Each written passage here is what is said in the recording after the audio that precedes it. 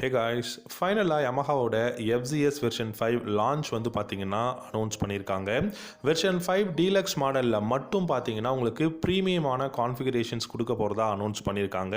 நிறைய மேஜரான அப்டேட்ஸ் வந்து இருக்க போகுது. வெர்ஷன் 5 டீலக்ஸ் மாடலில் மட்டும் ஸ்டாண்டர்ட் வெர்ஷன் அண்ட் வெர்ஷன் 5மே பார்த்தீங்க அப்படின்னா உங்களுக்கு நார்மலான கான்ஃபிகரேஷனில் தான் இருக்க போகுது.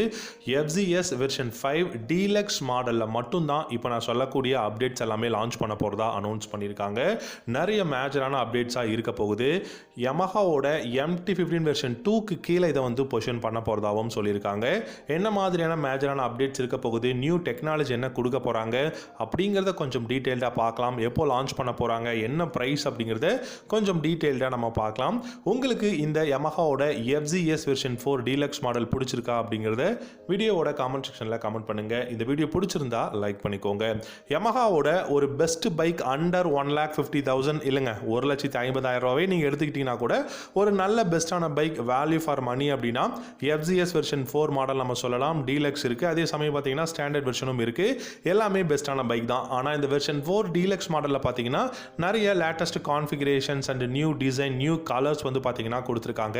வெர்ஷன் 5 டீலக்ஸ் மாடலில் மட்டும் இப்போ நான் சொல்லக்கூடிய 6 நியூ மேஜரான அப்டேட்ஸ் வந்து கொண்டு வர போகிறோம் அப்படிங்கிறத யமஹா அனௌன்ஸ் பண்ணியிருக்காங்க. உண்மையிலேயே ரொம்ப ரொம்ப யூஸ்ஃபுல்லான சூப்பரான கான்ஃபிகரேஷன்ஸ் அப்டேட் தான் கொடுத்துருக்காங்க. ப்ரைஸும் அதுக்கேற்ற மாதிரி இன்க்ரீஸ் பண்ண போகிறாங்க. அது என்னென்னு நம்ம பார்க்கலாம். ஃபஸ்ட்டு மேஜரான அப்டேட்டாக பார்த்தீங்க அப்படின்னா இந்த பைக்கோட இன்ஜின் வந்து பார்த்தீங்கன்னா உங்களுக்கு ஹையர் டிஸ்பிளேஸ்மெண்ட் இருக்கக்கூடிய இன்ஜின் கொடுக்க போகிறாங்க. 149cc -155cc single cylinder engine வந்து கொடுக்க போகிறாங்க. ஸோ 155cc அப்படிங்கிறது பார்த்தீங்கன்னா ஆல்ரெடி MT-15 அண்ட் R15 எல்லாமே 155cc தான் இருக்குது. இந்த FZS வெர்ஷன் 5 டீலக்ஸ் மாடல்லையும் நமக்கு பார்த்தீங்கன்னா 155cc இன்ஜின் தான் கொடுக்க போகிறாங்க. ரெண்டாவது மேஜரான அப்டேட் என்ன அப்படின்னு பார்த்தீங்கன்னா இந்த பைக்கோட இன்ஜின் 155cc இருக்கும்போது இதோட பார் அண்ட் டார்க்குமே வந்து இன்க்ரீஸ் பண்ண போகிறாங்க. பார் அண்ட் டார்க் அப்படின்னு பார்த்தீங்கன்னா டெஃபினட்டாக 14.7 ஹார்ஸ் பவரும் 14 நியூட்டன் டார்க்கும் ப்ரொடியூஸ் பண்ணக்கூடிய இன்ஜின் வந்து இருக்க போகுது. இந்த பைக்கில் இப்போ பார்த்தீங்கன்னா 12.4 ஹார்ஸ் பவரும் 13.3 நியூட்டன் டார்க்கும் தான் ப்ரொடியூஸ் பண்ணும். ஆனால் இந்த பைக் 155cc சிங்கிள் சிலிண்டர் இன்ஜினாக இருக்கும்போது நமக்கு 14.7 ஹார்ஸ் பவரும் 14 நியூட்டன் டார்க்கும் ப்ரொடியூஸ் பண்ணக்கூடிய இன்ஜின் தான் இருக்க போகுது. ஓகே, இன்ஜினோட பர்ஃபார்மன்ஸ் வந்து சூப்பராக இருக்குது. ஆனால் அதுக்கேற்ற ஃபியூல் இன்ஜெக்ஷன் சிஸ்டம் இருக்கா அப்படின்னு பார்த்தீங்க அப்படின்னா, கூலிங் சிஸ்டம் இருக்கான்னு பார்த்தீங்கன்னா இந்த இடத்துல 6 ஸ்பீட் கியர் பாக்ஸ் அப்படிங்கிற ஒரு விஷயத்தை இந்த பைக்கு மட்டும் தான் கொண்டு வர போகிறாங்க. ஸோ 5 ஸ்பீட் கியர் பாக்ஸாக இருந்த FZS வெர்ஷன் 4 டீலக்ஸ் மாடலை பார்த்தீங்கன்னா வெர்ஷன் 5 டீலக்ஸில் உங்களுக்கு 6 ஸ்பீட் கியர் பாக்ஸ் வந்து கொடுக்க போகிறாங்க.